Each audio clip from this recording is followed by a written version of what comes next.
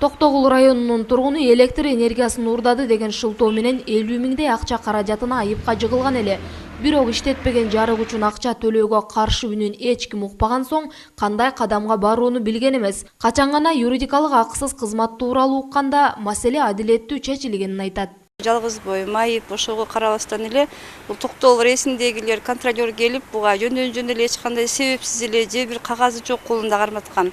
Анан бул штраф салып эле анан Жалал Абад электрон генеральный директоруна чейин киргенбиз. Эч кандай жардам жок. Аякка бар, тиякка бар. Акысыз ушундай бар дегенден ошого муктаж болуп ошого барып кайрылдык.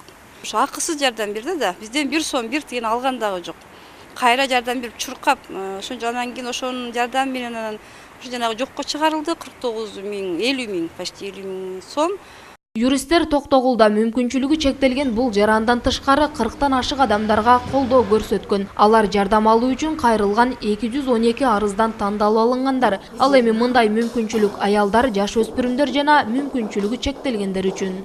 Кеси жок үй бүлөлөрдөн төлөлгөн балдарын аталыгын сот аркылуу аныктап, андан кийин алимент ошого өндүрүү жөнүндө кайрылып жатышты да. Ушу көп маселе ушундай болот. 13-14 жашка чейин туулгандыгы тууралуу күбөлгө албай жүргөндөр бар. Андай документтерди ошондой туулгандыгы тууралуу күбөлгө алып бергенге жардам бердик. Долбоор 2016-жылдын 1-мартынан 30-октябрга чейин иштеди. Максаты өлкөдө сот адилеттүүлүгүн арттыруу. Акысыз юридикалык колдоо көрсөтүү болсо Ош, Жалал Абад, Нарын жана Ысык Көл облустарынан тандалып алынган 4төн тоолуу райондордо ишке ашты.